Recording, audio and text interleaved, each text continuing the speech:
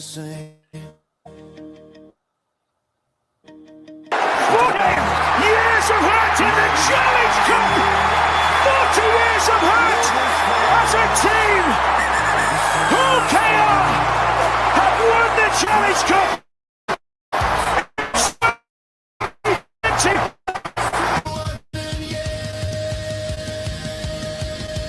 The wire in Wembley rain, Tom Davies try helped ease the pain. We topped the league, we would not fall. The mighty Robin above them all. An Old Trafford clash with Wigan's might. We burned the sky with red that night. When he fought it, the game was done. History made. Oh, it's an interception, and it's the boy from Wigan that will win it from Hull Kingston Rovers. And Superman guy from Joe Georges. It's Superman performance from Hull Kingston Rovers. They win the treble. They win a grand final. Red and white, we do believe a grand final win to complete the three. The greatest year in Rovers history.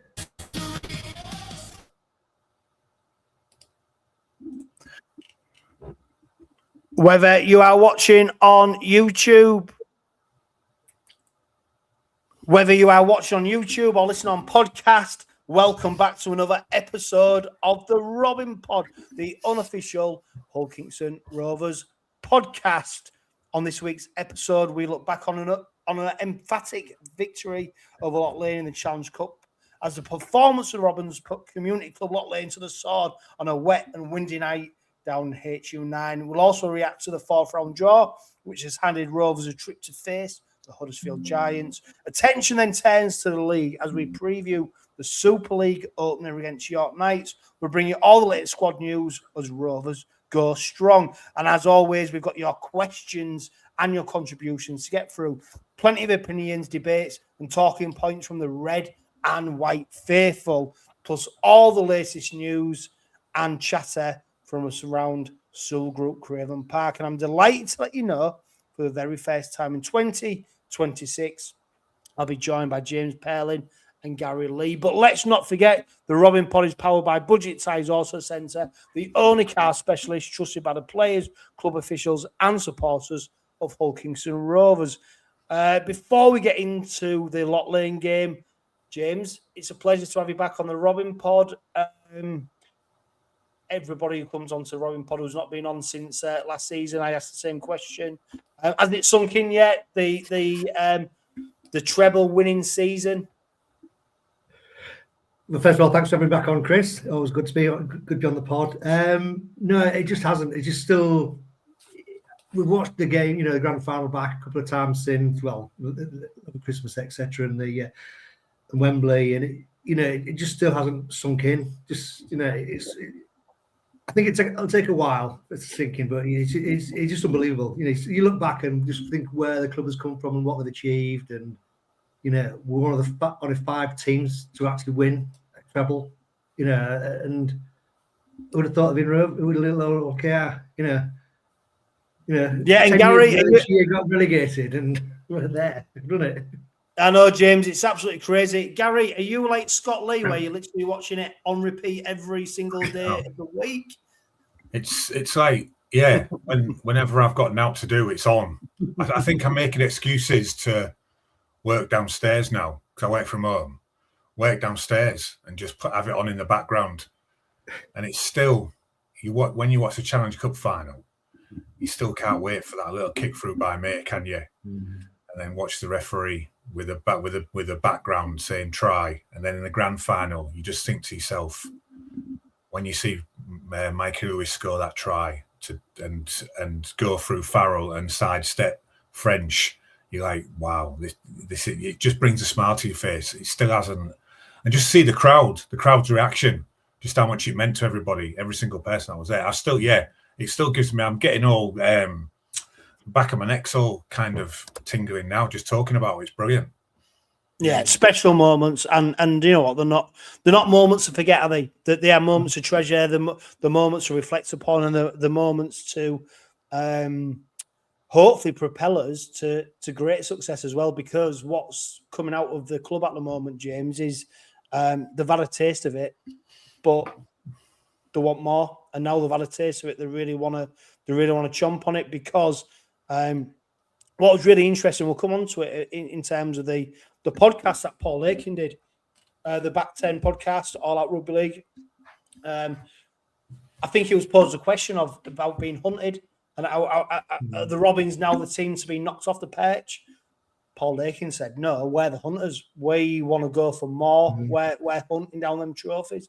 And that's refreshing to hear, isn't it? Because the big talk, James, was about creating a dynasty. You know, trophies in isolation, don't get me wrong, are absolutely brilliant. The moments that we've enjoyed as supporters, you know, last season, the Challenge Cup, the League Leaders Shield, the Grand Final win, absolutely made. We'll never forget them. But what this club is striving to do now is then go, no, this season we want to win it again.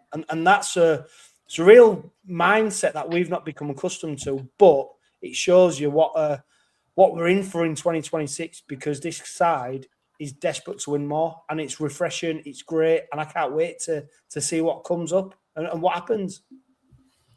No, I can't. I think you're right. All the noise that are coming out of the club are just sort of saying, we just want to do it again. You know, and why wouldn't we? You know, we've set that benchmark. You know, we're going to set the benchmark for years. We've now put that bar up to where we want to go to, and you know, everything that the players are saying, the officials are saying, the board are saying, etc. It just shows they want to go ahead and sort of do something that nobody else has ever done. That's, you know, get a double treble, and you know, why not? Why not? You know, we don't want to be one season wonders, as Elliot Minchella said in the press today. You know, they're going to go for it, and like I said, I think other teams will raise the game against us because they want to knock us down. But I honestly believe we've got the quality now and the strength in depth to withhold it and put, you know, sort of keep ourselves at the top of the table. Look at that squad that's come out today. I'm thinking, who the hell's going to leave out? I came up with about 5 or 6 permutations about who's going to be playing, and I'm thinking, you know, that, you know, a few years ago, thinking, well, you know, who's left standing who can play? You know, patch somebody up. We don't have to worry about that now. We're looking at that squad and thinking, there's some bloody good players are going to be left out of that squad on there tonight, and you know that's great to see.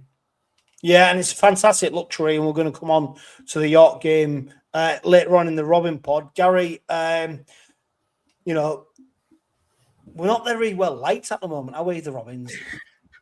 No, we seem to have ruffled a few feathers in terms of supporters from other clubs and on about it. I just think that some people just always wanted to put the Robins back in the box, and we broke out with it. And because we've done that, we seem to be I don't know. Like I said, supporters of a club don't really like us at the moment, and I'm reveling in it because do you know what?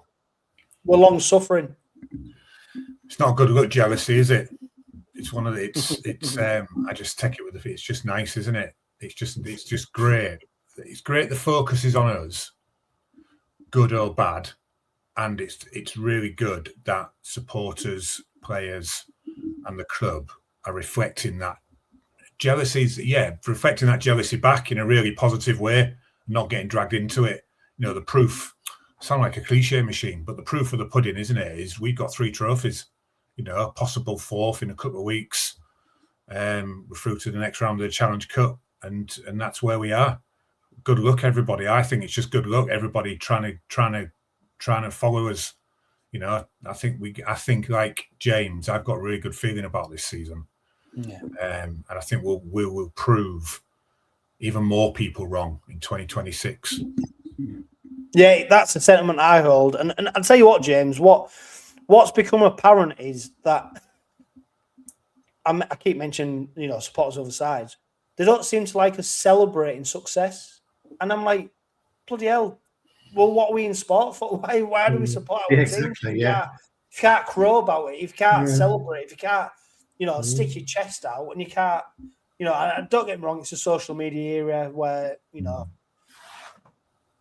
there's a lot of people there to write. But I tell you what, why shouldn't we be proud of what we've done? Why shouldn't we shout about it? Why shouldn't we celebrate it? Because I keep telling my eldest, who I'm taking to York on Thursday night as we record this. Hey, mate, this might not be for long. So enjoy every single moment, soak it up, celebrate it, shout about it loud, because your time, you never know when it's going to go, do you? So let's just embrace it. But some supporters of other sides don't seem to like that, do they? That we are sticking our chest out and saying, yeah, we are the best team.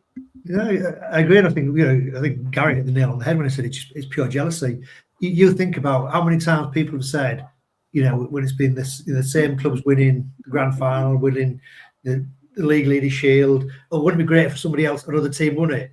Well, we came along and did it, and then suddenly thinking, well, actually, we wanted to do that. You got Warrington, you got the other lot, Leeds. Look at Lee won a Challenge Cup, but we've done it before them, and they're just jealous about it. And like I said, we've had enough suffering over the last God knows how many years we are going to celebrate. We're going to enjoy it because, as you said, John, and I know from the 80s, it doesn't last, and you've got to enjoy and savor every single moment. And I've said that to plenty of people of the last last season, end of last season, grand finals. Enjoy every single minute of this because you don't know when it's going to last. Yeah, and Gary, I mean, February is a crazy month, isn't it? We're going to talk about the Lock Lane game next. Lock Lane, York in the Super League opener, with a standalone fixture. We're opening up Super League. Then we play Brisbane in the World Club Challenge. Then they get on a plane and go to Las Vegas to play Leeds Rhinos in the competitive fixture. Another in our home game. Yeah, what a time to be a Robin. It's just, crazy times, enjoyable times. Just what a time to be a Robin, because these times may never come again. What we're hoping is, and what the rhetoric behind it is, actually, this could be the start of this become the norm. And that is what we're all hoping, isn't it? We all want to be down at the top table. I mean, don't get me wrong, my overdraft might not be able to finance.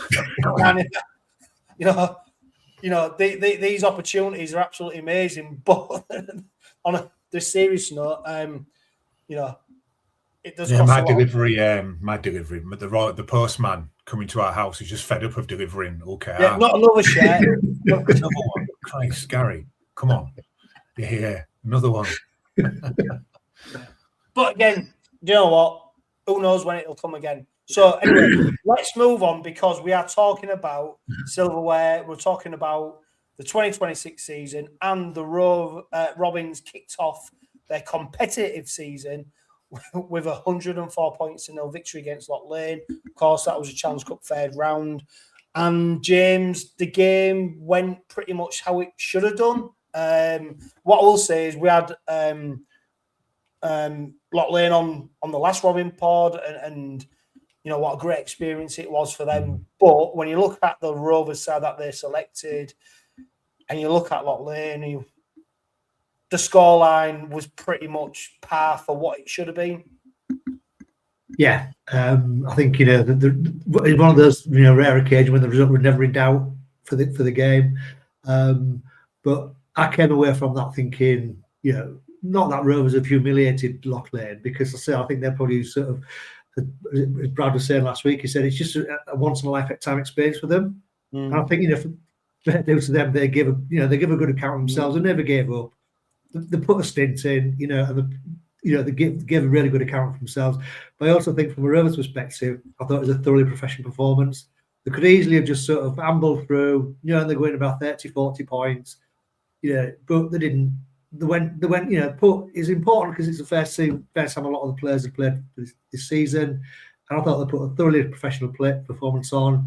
And I think from a Willie Peters point of view, he probably got more out of that game than he would have done against a team like Leeds or Wigan, etc. Because it's all about attitude. He talks about attitude all the time, and it could have been easy for some of the players to think, this is a piece of cake and not going to put the effort in. But I thought there's some very strong performances on Friday night that has given him a lot of food for thought. I was impressed by Lawton, I was impressed with Leyland, I was impressed with Broadbent as ever.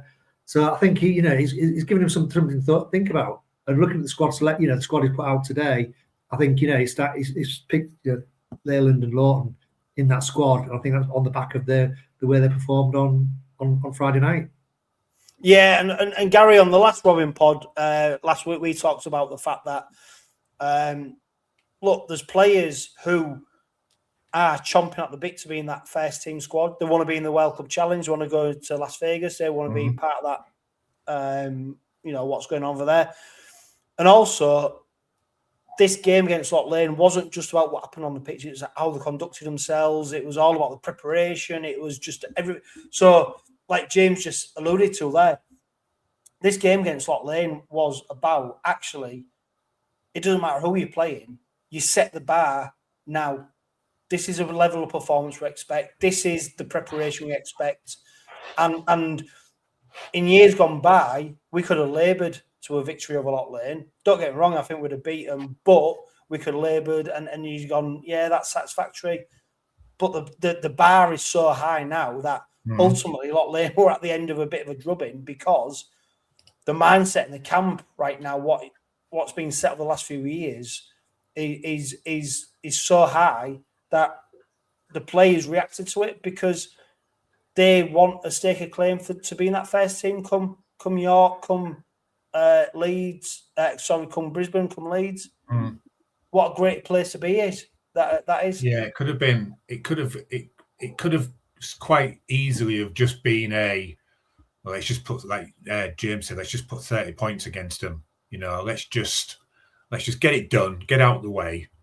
But I think because we're the Challenge Cup holders, the treble winners, the best team in Super League at the moment, I think it was a real testament to how professional the club can be on and off the field, paying that real respect to Loch Lane and their fans in the build-up. Nobody was saying, I didn't hear any of the Rovers players or the press beforehand talking about, we're going to drub them, it's just a walk in the park. It was really professional, wasn't it? Yeah. Even down to the toss and the toss of the coin in the tunnel. It was all really I know it was a proper game, but it was like the proper start to the season, wasn't it? Like you say, set the bar high now and we'll carry on no matter who the opposition is. Yeah, and I suppose that's mantra, isn't it, James?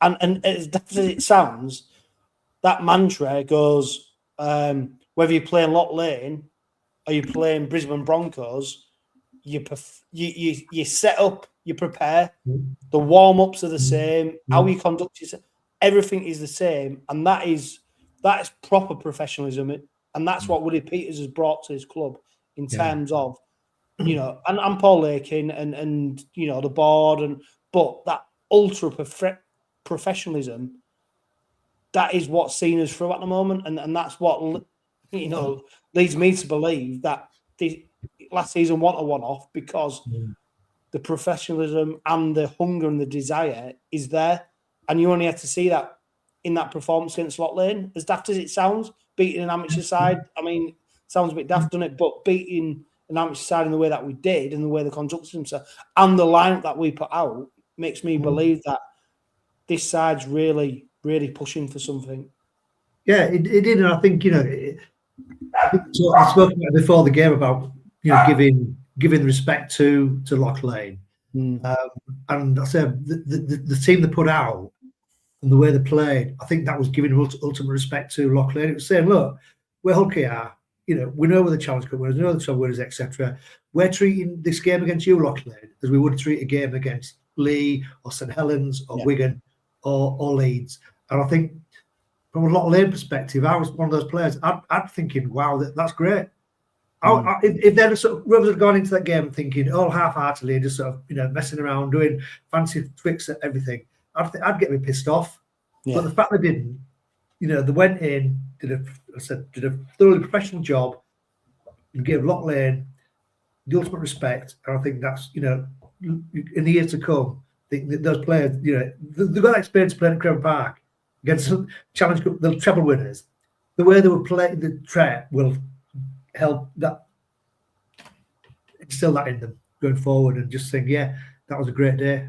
I'll tell you what, Gary, I text Brad afterwards, after we got home after the game, and just said, I tell you what, you boys gave my lad a great lesson in, even when your back's against the wall and you're being pumped, you never gave up.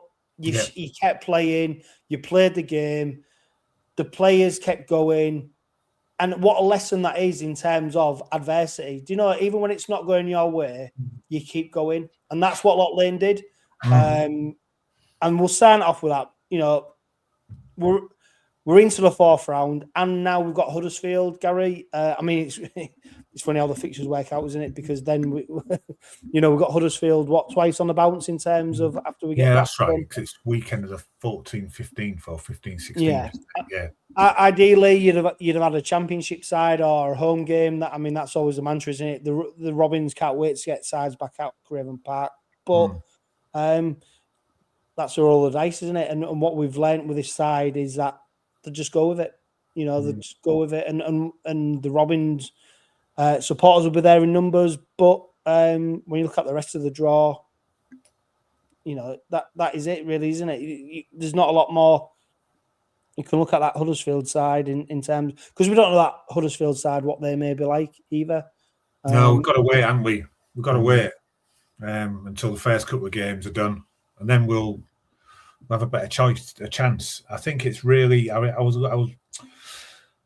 listening or watching something about Huddersfield today.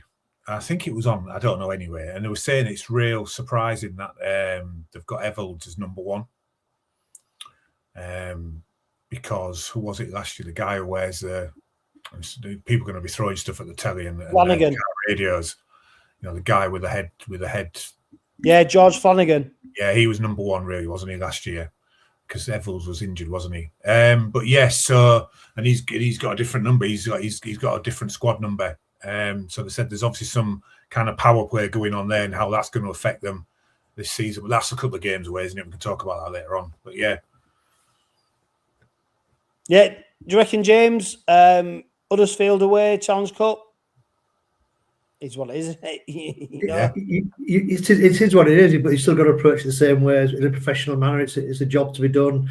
You got to go in there and do it, get it out of the way. Just go back to that semi-final in 2022 when we thought, we've got Huddersfield in the semi-final. We just went, and everything that could have gone wrong that day went wrong. We should, we were the favourites, and we just didn't turn up. Huddersfield will be wanting to. Okay, realistically, the cup is going to be Huddersfield's only chance of any silverware this year, I would have thought. So they're going to be up for it. So yeah, we've got to go in there and do a job on them. Yeah, and James, same with you. If you look at the Wakefield Trinity friendly, and then of course the Loch Lane Challenge Cup game, there's a couple of players for me who stood out. I think Jack Broadbent looks really good. Cal Lawton seems to has done really well. And then what surprised me with the Loch Lane lineup was Tyrone May and Reece Martin, bearing in mind that they went to the Southern Hemisphere to play for Papua New Guinea and Samoa, respectively. The other international players has been rested. They've not played. Reece Martin, set a new club record, didn't he, with his 16 kicks, missed 2, by the way. He could have rubbish. It's rubbish, isn't it? Yeah, well, the ironic boos from the East End.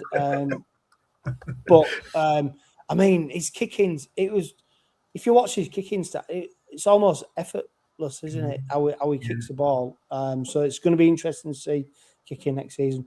But in terms of the lineup and players who performed well in pre-season, it's hard to read so much into it, but I do think Jack Broadbent, Cal Lawton, they're going to be 2 really important players for us next season in terms of their utility value. Yeah, I think we know we'll get with Jack Broadbent anyway, don't we, from last season. He was like one of the real standouts.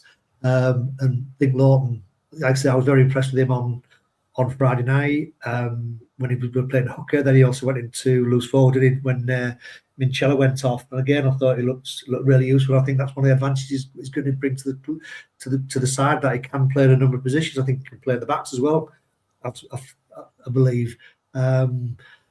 So yeah, I think again he's going to want to come over and prove a point as well. I think a lot of the NRL players, when they do come over, I think he was on a contract at the Cowboys, wasn't he? And then sort of Rovers came in and sort of said, "Well, come play over here."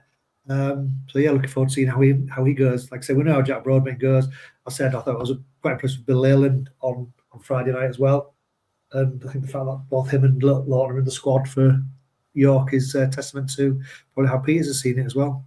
Yeah, and Carl Lawton, Gary, what I found really interesting is there's been a couple of interviews carried on the NRL.com website as a prelude to obviously the World Cup Challenge. One of the interviews was with Carl Lawton, and he said that Super League, or Rovers in particular, have been training harder than an NRL side. And what I looked at that Loch Lane team, the side who feature against Loch Lane, and I looked at what Lawton said, and I looked at one player who's really benefited from a couple of years with the Robins, and that's also Sue. So if you look at the picture when we signed him from Newcastle, he looked like with the greatest respect, a bit of an old man, like he had his hair, like it just didn't. I tell you what, the transformation to being where he is now, which is full credit to him, but he looks fitter than when he came from the NRL. Yeah, I stopped showing. Stopped showing my wife my phone of the pictures of all the team from the training camp in Tenerife. It was just, I think most of them had their tops off, didn't they? Yeah, I know what you mean. You think to yourself, how has he got that fit?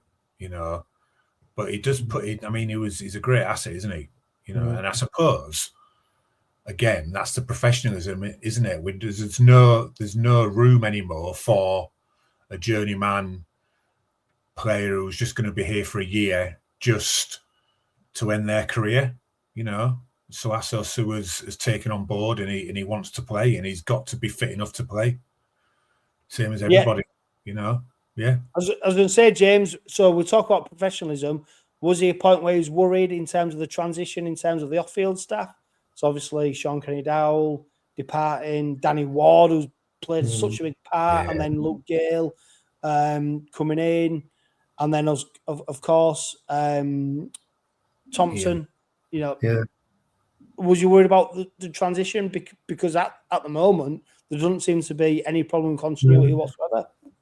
I suppose when you get those changes at that sort of level, and you appreciate what those have brought to the club, there is a bit of uncertainty about, you know, what the potential future holds. But then, I sort of trust the process in terms of Willie Peters isn't going to bring anybody in who doesn't trust or want to work with. And then I think you look at who the likes of Ian Watson coming in and Luke Gale. I will say, I did say Thompson. I was literally looking at notes for something else. I did mean Ian Watson. Yeah. Because, you know, again, they've probably got, both of those have got things they'll probably want to prove. They'll probably see themselves as, you know, a future in the career as coach. And obviously, Watson's been head coach at Huddersfield and Salford already. He's got Salford to, you know, he managed to get Salford to a grand final and a Challenge Cup. So he's obviously got something about him. And then Luke Gale, you know, great player. Obviously went to the Wakefield Academy. I think they had a pretty decent season last season.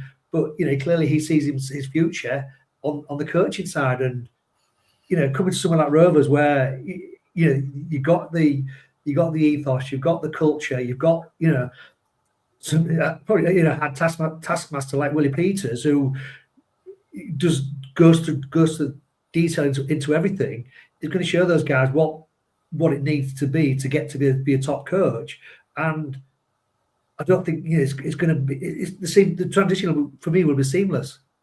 You know, it's quite a smart move in the end, I think, you know, really. But yeah. Yeah, and that shows you about being smart, not being comfortable. What was remarkable as well, Gary, about the Loch Lane game is it was Willie Peters' 100th game in charge. Yeah, of the Robins. I read. I watched his pre-match press today, and one of the journalists said, "Congratulations on your 100th game." It's amazing, isn't it? It doesn't seem like he's been here for 100 games, does it? Really? And I tell you what, how astute Willie Peters is. I bet he could recollect every game during that 100. He's so astute. Yeah. He's so switched on. He's an absolute taskmaster, but he's also such an analyst of the game, and what 100 games it's been, hasn't it? Yeah. And if he goes to James 200 games, Yeah. where could that take us? That could be absolutely unbelievable, because the 100 games so far has been a bit of a roller coaster. You know what, right? If he repeats what is repeated in the first 100 games, right, and it goes on another 100 games, so a couple of seasons, we'd still have fans from opposition teams saying, "Yeah, well, Super League's been crap for the last 3 years, hasn't it? Yeah. No wonder you've won it." You're like, well, you're still coming 4th, 5th, and 6th, so it must be crap. Hey, yeah. Yeah, but it's that progress. Like I say, if he carried on to another 100 games, you just can't really imagine where the potential for the clubs to go to. And it just goes back to that point we said at the beginning of the pod that we don't want to be one season wonders. They want to build that dynasty. That other clubs have had. Your Leeds, your Wigans, your Saints. You look back and you're thinking, you look back and thinking, yeah, they're great. They were great teams. It was great to hear. It was great to hear Paul Lakin on his interview saying he wants Rovers to be the biggest Northern Hemisphere rugby league club. Yeah. And this is what the club have done. What they've done, whether it's on field, off field, they set a high benchmark. But what they do is, they don't just use it as an aspiration. They then back it up by putting resources into achieving that. Use it as a template, and that's, move on. Everyone can have a goal, everyone can have a dream, but what are you doing about it? Yeah. How are you going to back it up? How are you going to achieve it? And every time I hear Paul Lakin, I hear Willie Peters, I even, when I hear Elliot Minchella and more recently some of the other leadership, there's another podcast with Jez Litton, what he's done with Davey Litton, his nephew, on Sky Sports. The boys just talk so well about the club, the goal, and also what I've found really refreshing is how humble they are as well. They do set out, big goals. They demand a lot, but actually they're quite humble about it. And that's really refreshing because, as an East Hull club, a working class community, we don't get too far ahead of ourselves, but also we do enjoy and relish the moments, which is going to become apparent, James, because the after the York game on Thursday night is the Hull KR documentary Renaissance, which the club have released details about. There's going to be 2 episodes after the game against York, and then I think the following Super League games. Yeah, you can get them. So it's 10:15 and 10:45, I think, on Thursday night. And then if you've got on demand or you're able to download, you can download them all from Sky Sports. Yeah. Well, I was talking to somebody who's allegedly got a fire stick, and apparently in Australia, the first 2 series. Well, this is it's nothing to do with me, but this is what I've been told. I think it's an urban myth. Yeah. The first 2 episodes have already been aired in Australia, and people who have watched them first 2 episodes have told me it's an absolutely brilliant watch, and it puts the club in such a great light. Also, it just shows some of the stories around not just the players, but the club and what the club means to people. So if you get the opportunity to watch them over the next few weeks, definitely do it. What they haven't told you is those people who have allegedly got these fire sticks, they could only watch it in Japanese, so they're waiting for Thursday night. Yeah, allegedly. But I'll tell you what, James, what a great opportunity to put our club into the spotlight and really showcase not just the on-field success, but what it means to the wider community, the fan base, and showcase some of them stories that we don't see. But also not just for us as an East Hill community, but to go put it out on a national stage, an international stage, and that's how you expose a club. That's how you tell. We've seen it with Netflix and the football documentary, football club like Wrexham, and all these kind of things. But to have it on a rugby league level, is absolutely fantastic, and no doubt it's cost the club money to do this. I saw the executive producers were Neil Hudgell and Paul Lakin, so they've had eyes over all of it. So they will have gone through it for like a fine tooth comb. But what a great opportunity is this, just to put the club on a world stage. It is, and it's just the fact that it's being shown in Australia first. Obviously it's I'll say probably part of the build up towards the World Championship, but Rovers on the people's lips anyway because of what they've done. The fact that Brisbane are coming over to the UK to play Rovers at in a couple of weeks or so. I just saw something, even on social media, the coverage they've even had around the Lock Lane game. I mean, Fox League put something out about Rovers having a white hot start to the season, and this evening the world, which ruffled a few feathers again. So it's all great publicity. I mean, say it's just putting the club on a global stage. You think 2 weeks in February we're playing Brisbane, and we're playing in Vegas, and it's going to be our coverage in the NRL, Australia, worldwide, and you just think money. You just can't buy that sort of exposure, without breaking the bank. And it's just great to see. Great to see. Yeah, it is definitely, and we've got lots to get through. So let's move on to. I mean, it's only as we record this now, Thursday night we're playing York, Gary, in the Super League opener. It's a showcase event. All eyes on the Robins as we take on newly promoted York. Apparently, we asked for an easy fixture to start the season off. What did you make of that? That's what the rumours are, aren't they? Yeah. Do you think there's any truth in that? Do you think it puts a little bit more fire in the belly of York? Or I would imagine there's. I imagine there's a little bit of influence, right? We're representing Northern Hemisphere Rugby League in the World Club Challenge, right? So. Be nice, wouldn't it, for the powers that be? And I'd hope they would do this for any team, to give them a fairly easy fixture as their first fixture. I'm not sure how the fixtures are designed. I don't know if they're just put into some kind of formula and they just come out. They must do something, so something automated. Yeah, I don't care. We've got to play York at some point, so now I'd do it the first game of the season. I've still got to drive all the way there, so it doesn't matter where we are, really. Just another 45 minutes further. Yeah. It's actually, you can get on the motorway a little bit quicker. It's nice. Yeah, I mean, the squads were released early today. James, the Robins, of course, have gone strong, haven't they?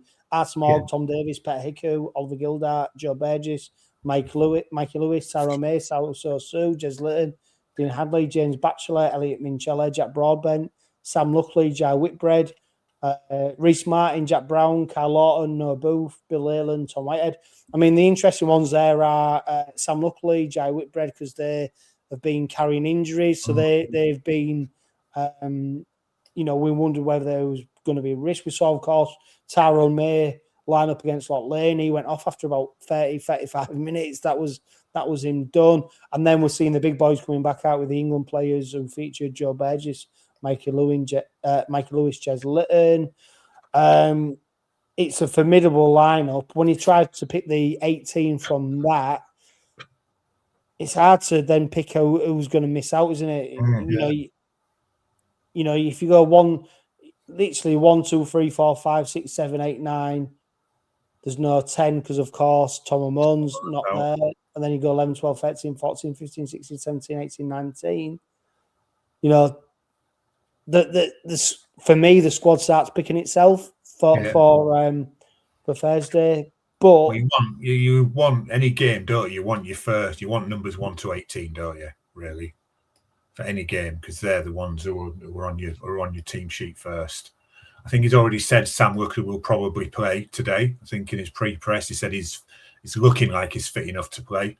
I think that's what he said. I think I heard his name and some mention of that.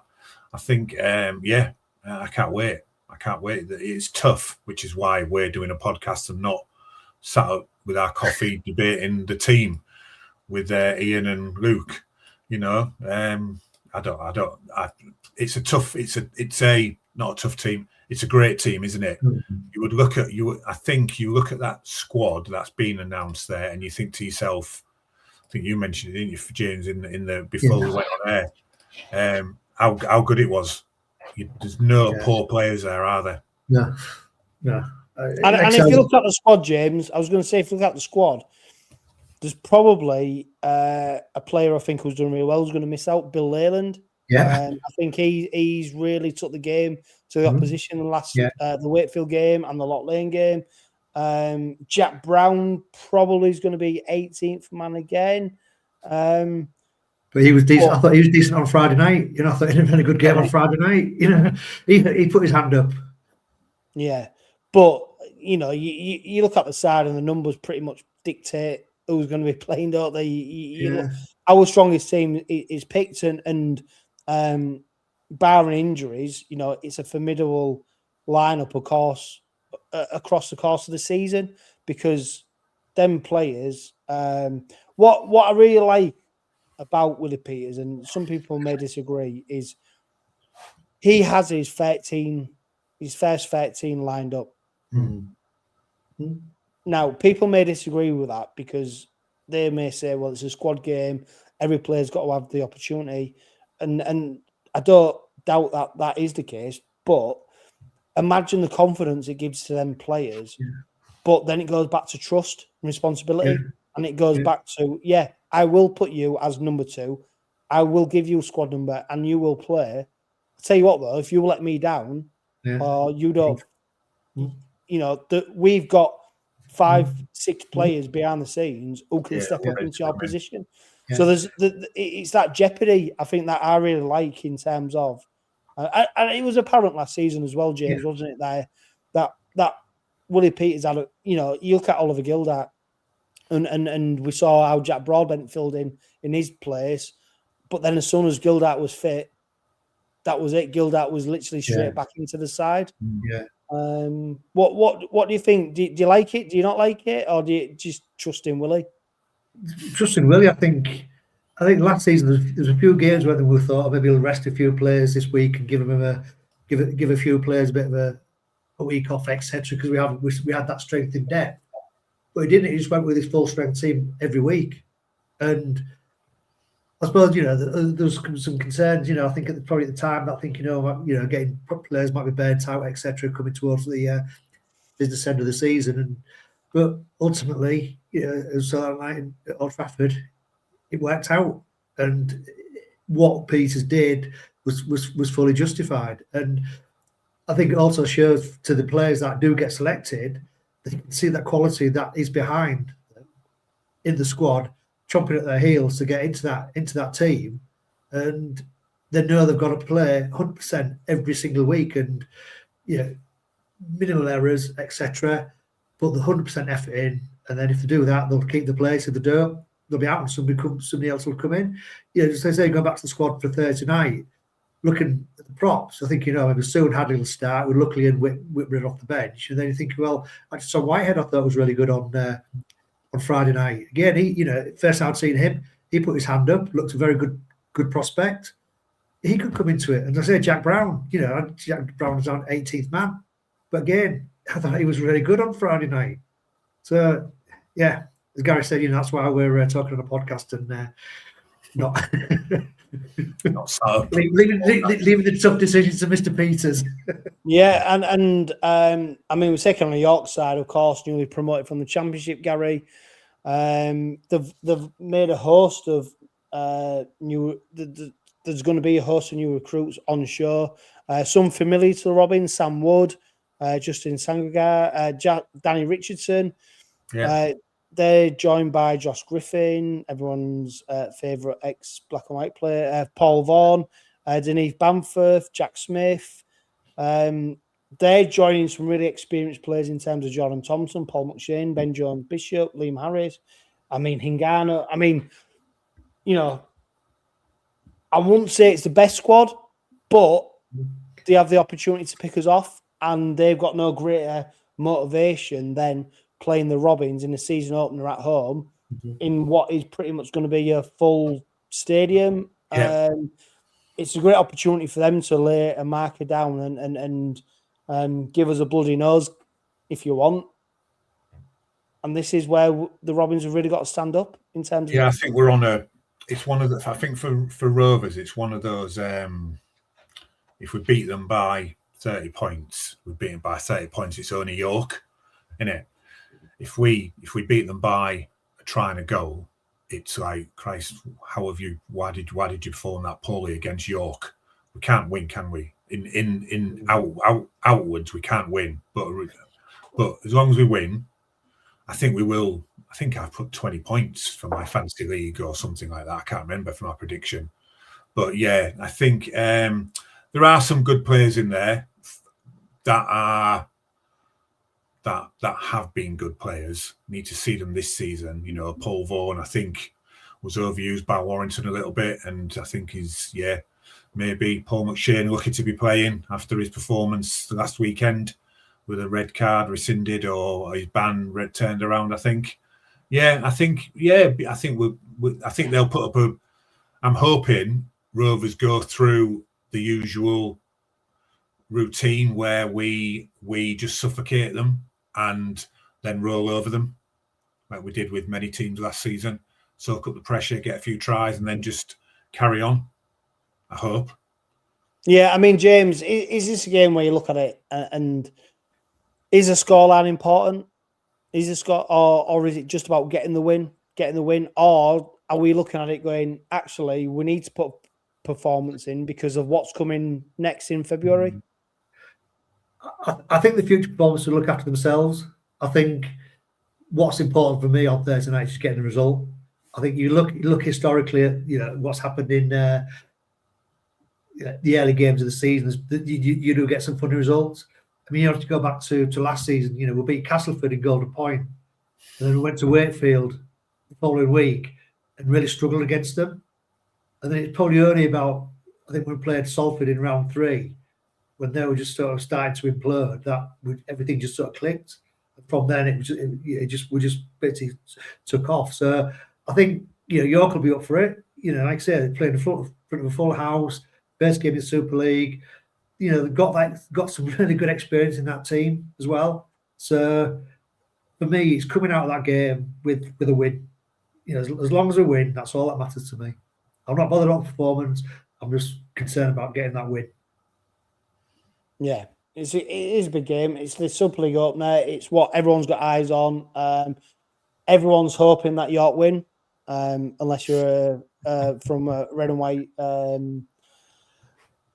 dissuasion. But like we said, who knows what's going to happen on Thursday night? We're all hoping it's Robins' victory. And also, there's an opportunity, Gary, for some players in that Robins side to potentially play themselves out of the team in terms of what they do. So, this game's got so many variables in it in terms of what it means to different people.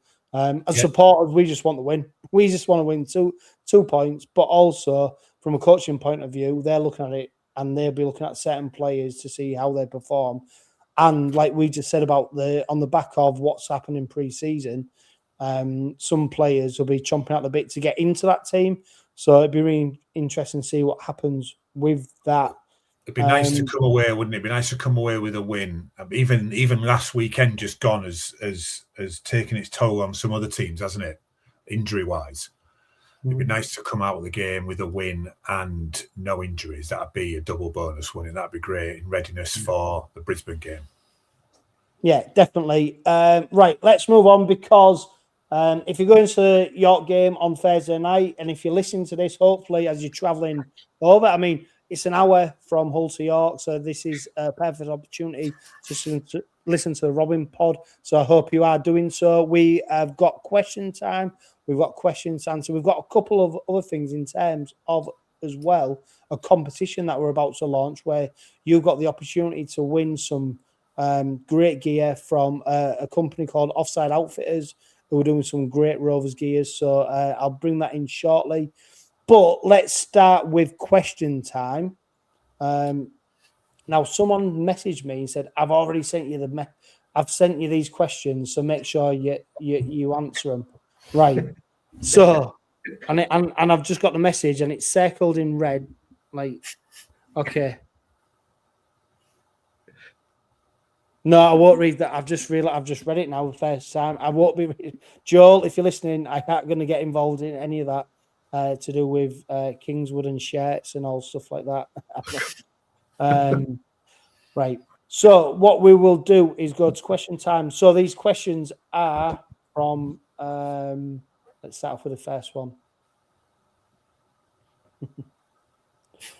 Right.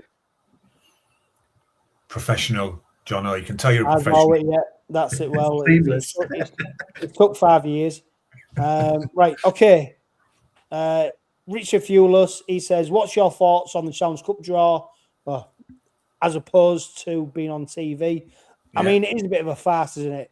Right. Yeah. So the context I will add is that they made a big thing, the RFL, of making the Challenge Cup third round like the football third round. So the FA Cup third round. Bring the pros in, yeah. Bring the pros in against low league opposition. You get a few games. And what they then do is put maximum exposure on it. Whereas it seems like the RFL have introduced this and then sort of not really done much about it. And it's like, it's just, why do they always shoot themselves in the foot? Just, even if you get somebody with a mobile phone to record it and stream it. It's not that difficult. If I can sit in my kitchen recording this, I'm sure somebody at the RFL could put a camera up to record it down cup draw. Do you know what I mean? It basically, and also we're in a visual era, aren't we? You know, people want to see things. People validate their opinions based on what they see, and if the draw's not visual, it leads to suspicion. Let alone the fact that they got the numbers wrong for, like in third round. Yeah. If you go by alphabetical order, Hull KR and Hull FC were the right way around, and then in this draw, there was the wrong way around. Now, James, is there any answers to that? I can't see any other answer as to why there'd be the wrong way around in alphabetical order. And don't forget on the draw as well, they're called York City Knights, and they haven't been called that for the past 2 years. And it's just amateurish stuff, which is supposed to be one of the flagship competitions for rugby league in this country, and it just doesn't. It just a bit slapdash. Yeah, I mean, I suppose the number one was a bit of an odd one, but it is what it is, isn't it? Just an excuse for some other club supporters to get a bit upset instead of having a more difficult away game than they might have thought they were getting. Yeah, Julie Rodman, who's a great follower of the Robin Pod, she makes a great point. She says, who was a standout young player last week, of course, against Lock Lane? Should we play them against Huddersfield or York for experience, or send them out to championship sides? I think Willie Peters has said, hasn't he, the squad's going to be really important this season. So I don't expect to see too many players going out on loan.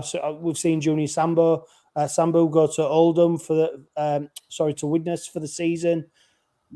I don't think there'll be that many players going out. Neither do I. I think I think he mentioned it in today's press release. There are no weeks off this year, are there? Because of the numbers of the teams in the league now. I thought to answer the question, Julie, I thought Jack Charles had a great game. Yeah. I also thought, obviously, Harvey Horn with his tries had a great game as well. I thought, those were the two young player standouts for me, that I noticed the most. One of them, Yeah, and I think Gary, I was going to say, Gary, on the I think Robin Pod a couple of weeks ago, what we were saying about these early games was, you're not pushing yourself into the first team, but what you're doing is pushing yourself into the next cab in the rank. Yeah. I.e., if a player does get injured, actually, and we saw how well Noah Booth did when he came into the side last week. Actually, you never know, do you? You never know who's going to get injured. Yeah, you might not be the challenging to be the starter, but you're challenging yourself to be the next one. And we know in rugby league, injuries can happen at any time. You know, it's such a physical game. So they've done great jobs. Richard Fewless, again, he says, the new Man of Steel panel a bit one-sided for Wigan and Saints, or was that the idea? Now, of course, the Man of Steel judging voting has changed in 2026. So previously, you would have a group of around 25 players, and one player would be chosen from that group. They'd watch the game, and then they'd rate players on a 3-1 basis. That's changed now. So the new system is they've got 5 people on the judging panel: Ellery Hanley, Joe Lydon, Paul Sculthorpe, James Robinson, Sam Tompkins. I mean, individually, absolutely fantastic players who have achieved, all you can in rugby league. There's some people saying there's a bit of a bias against St Helens and Wigan. There's no really Yorkshire representatives in that. But also, how they will decide on this season's Man of Steel is they will meet on 3 separate occasions, and they will select a shortlist based on some data provided to them and their opinions. And then on the final Fed meeting, they will then decide a final shortlist. And then with that final shortlist, they will then decide the winner. So a lot of people said after Jake Connell won it, something had to change. I don't know if the new system's much better based on basically it's people's opinions on it's 5 people's. I don't know what the perfect answer is. Isn't it? Who's caught the right in that period? So the period between game 1 and is it game 8? Is it 8?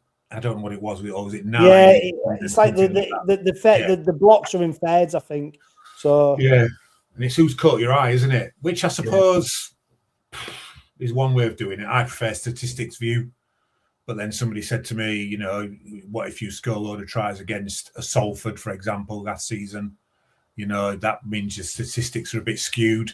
But there's got to be a better way. I am informed that there's data presented as well. So right, okay. All right. If you say, Gary, I think Joe Bloggs is brilliant, and all the stats go, hang on, that's where the panel comes in to go, well, the data's not done. But, I don't think we're going to end up with... well, we might end up with a winner. I don't know. Who everyone can't please everybody, can you? You can't please everybody. And you can have a perfect system, and FC fans would still complain. So, yeah.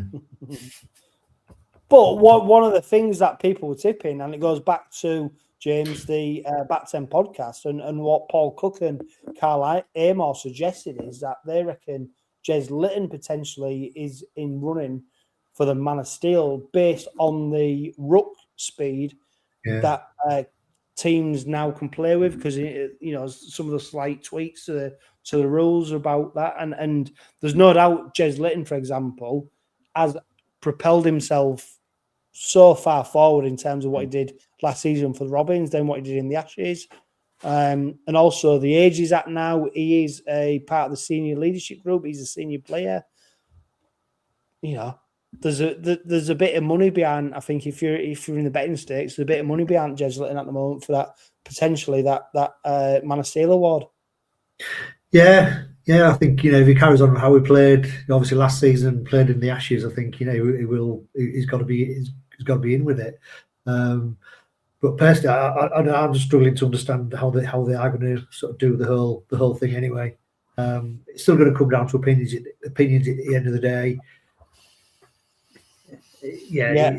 I suppose there's no easy way to do it. But like I say, I think the way they pick the panel just probably is opening it up to, I suppose, questions of objectivity. And then when you've got well, I saw James. You weren't a fan of it on social media, was you? No, I wasn't. No, because when you got you have one of the panelists and his son plays for one of the Super League teams, and one of the other panelists, brother coaches a team. Yeah, it's well, we'll see what we in terms we'll of. See. Yeah, we'll see, and we're always hoping for better outcomes. We have got just one more question, I think, on Instagram, which comes from, and then we've got something else which is really exciting in terms of the competition that we mentioned. There you go. Well, 1 on 8, Robin. He says Derby treble or winning Vegas. God, we are literally.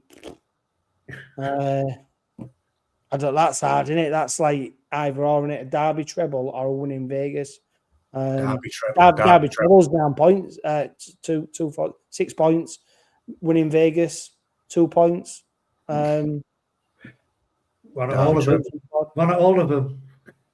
Yeah. Well, to be fair, I look at that and go, I think we'll be good for both of them. Treble. Yeah. I'll tell you what. Right. Great opportunity to now win some great gear from Offside Outfitters. If you are listening to this Robin Pod right now on podcast, or you're watching it on YouTube, if you head over to the Robin Pod Facebook account, Offside Outfitters, it's a new company. They're doing Rovers gear. They are offering people the opportunity to win a bundle of gear, a cap, a hat, a hoodie. It's really great quality stuff. We're going to get on the next Robin Pod. The founder behind it talk to us about some of the new ranges that they may be bringing in, and also their reasoning for doing it. So make sure if you are listening or watching this now, head over to Facebook, like, share the post. Make sure that you like Urban Outfitters. All the information's on there. Offside Outfitters, and make sure that you do that, and then you'll be in with a chance of winning some free gear, especially when they've got a Las Vegas range, which is looking very good. A huge thanks, James and Gary, for joining me on the Robin Pod this week. We are literally just over 1 hour, so I am going to cut you both off. But for you guys who are heading to York, and for everybody else, make sure that you live, love, laugh, and be happy. Whatever the game, the Red Army's passion is always the same. 45 years of hurt in the Challenge Cup. 40 years of hurt as a team. Hull have won the Challenge Cup in 2025.